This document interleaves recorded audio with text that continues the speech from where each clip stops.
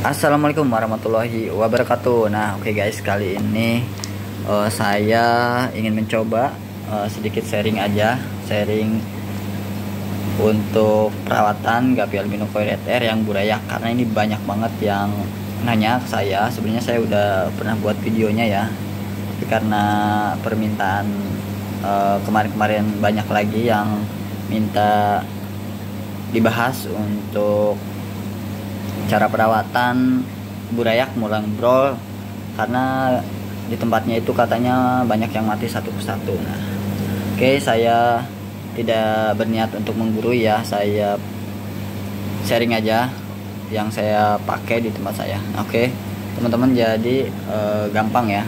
Kalau misalnya tempatnya di tank, ya teman-teman tinggal angkat indukannya. Kalau tempatnya di wadah begini, ini kayak gini-gini nih, wadah box breeding, teman-teman tinggal angkat indukannya juga.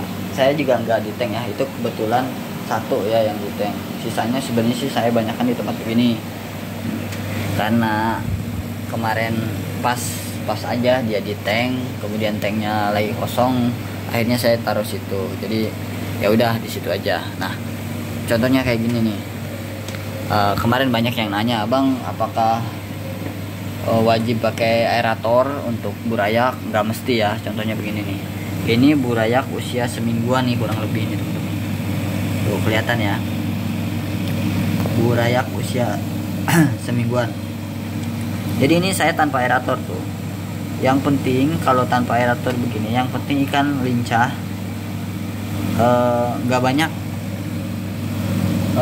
ini apa namanya, di permukaan itu nggak banyak minyak, itu yang penting. Kalau di permukaannya banyak minyak, itu yang jadi masalah sebenarnya. Nah, kenapa ikan gampang mati? Karena biasanya di permukaannya itu banyak minyak. Nah, kedua, kalau misalnya airnya mulai keruh, berarti bakteri di dalam airnya itu enggak hidup gitu. Jadinya airnya kelihatan keruh.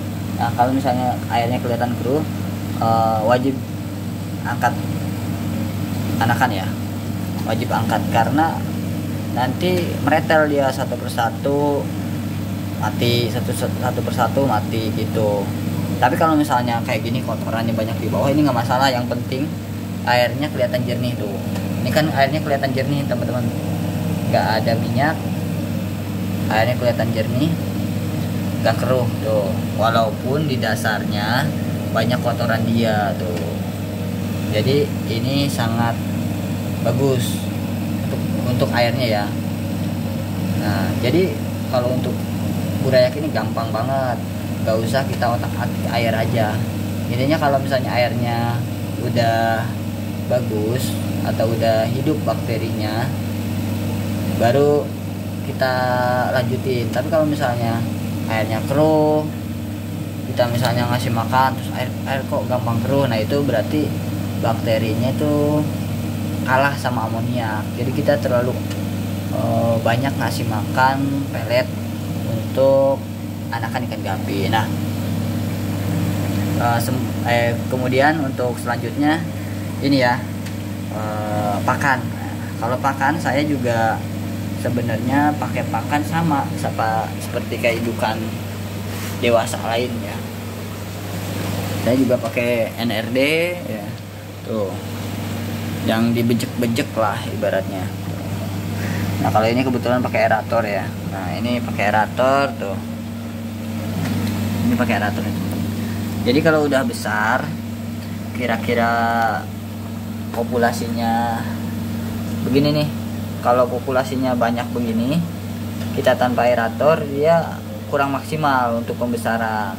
Jadi kalau misalnya mau tempatnya kecil, kita wajib pakai aerator. Ini kenapa tempatnya saya belum pindah, karena sama saya emang belum ada tempat lagi yang tempat pembesarannya itu udah full semua sampai sono-sono nih, full semua sama anakan ikan Gapi albino coir. Jadi yang usia-usia segini belum saya sempat sortir naik ke wadah pembesaran. Jadinya untuk sementara saya kasih aerator biopom untuk ngakalin biar kadar oksigen di dalam airnya itu tercukupi untuk ikan sebanyak ini.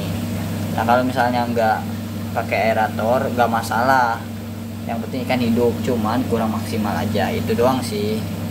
Jadi terserah kalian lah itu, trik-trik kalian. Tapi kalau tempatnya besar, luas kayak di box es krim, di box kulkas, itu mah nggak pakai aerator juga nggak masalah, karena kan tempatnya luas besar, jadi dia nggak rebutan kadar oksigen dalam airnya juga. Itu teman-teman. Kalau untuk makan gampang sih, sama aja kayak indukan. Kalau makan, kalau di saya makan nggak ada yang dibeda-bedain ya, mau burayak 2 hari sama indukan sama aja. Jadi anakan makan itu, indukan juga makan itu. Induknya makan misalnya pagi, indukannya makan pelet, anaknya juga makan pelet, seragam ya. Terus kemudian siang indukannya makan artemia, makan artemia. Terus indukannya makan apa, sama lah intinya. Jadi nggak ada yang spesialin untuk anakan ikan gabriel binocular red air. Yang penting airnya aja ya, yang penting jaga airnya. Kalau misalnya udah keruh, kelihatan keruh, kita angkat aja, kita ganti sama air yang baru. Itu intinya itu sih, jaga air. Untuk jenis albino koi ini ya jaga air aja yang penting. Kalau misalnya airnya keruh, bakterinya nggak hidup di dalam air, kita wajib angkat. Itu teman-teman. Nah kalau misalnya ada pertanyaan silahkan di komen aja ya, nanti boleh silahkan.